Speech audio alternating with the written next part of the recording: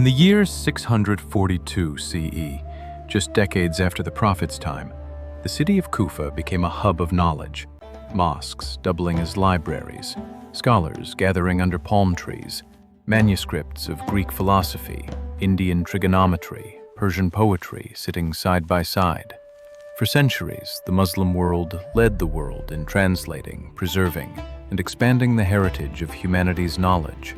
Yet at several points, Muslims themselves turned on their own libraries, destroying what they had built. Why? What drove these acts of self-destruction? And what can we learn today? Our journey begins in the golden era of the Abbasid caliphs, when the House of Wisdom in Baghdad rang with the scraping of reed pens, the turning of vellum, and the hush of scholars in debate. Manuscripts from far-flung lands found their way here. Greek, Syriac, Sanskrit, Persian, Coptic. But as this era peaked, the seed of its undoing was already planted. Knowledge was no longer just a universal treasure. It became power, politics, faith. One famous episode?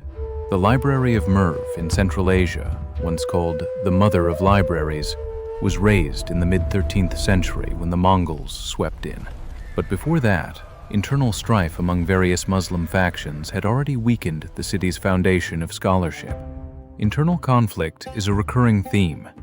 When the patronage systems collapsed, when rulers no longer cared for their scholar classes, when the state diverted its focus, the fault lines between knowledge for knowledge's sake and knowledge for power widened.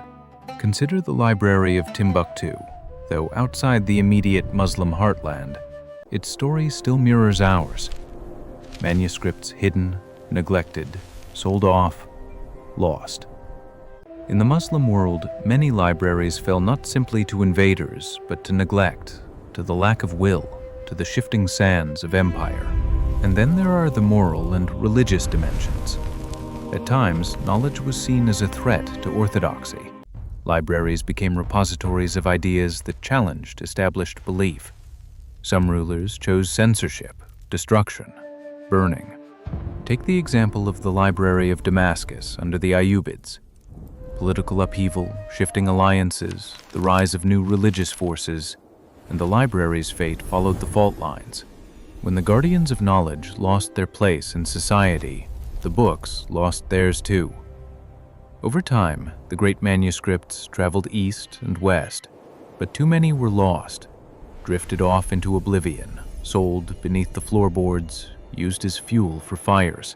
The act of burning or disposing of knowledge became metaphorical as well as literal. Why does this matter for us today? Because we live in a media-rich age where knowledge proliferates, but the same dynamics apply. When we abandon our scholars, when we outsource knowledge to others, when we fail to safeguard our heritage, we repeat the tragedy of the lost libraries. The lesson is twofold. First, knowledge must be cherished, protected, and cultivated, not just collected. Second, the guardians of knowledge must have roots in the community and genuine support, not just token nods. What if today we recharted that path?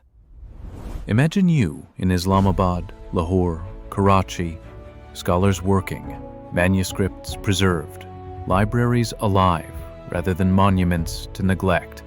The past tells us the cost of failure is cultural amnesia. This is why the story of Muslim burnt libraries isn't about shame. It's about awakening. It's about reclaiming an inheritance, rebuilding the guardianship, restoring the value of knowledge, not just as history, but as living culture. So here is your call. Open that old volume. Visit that neglected archive. Support those who protect what remains.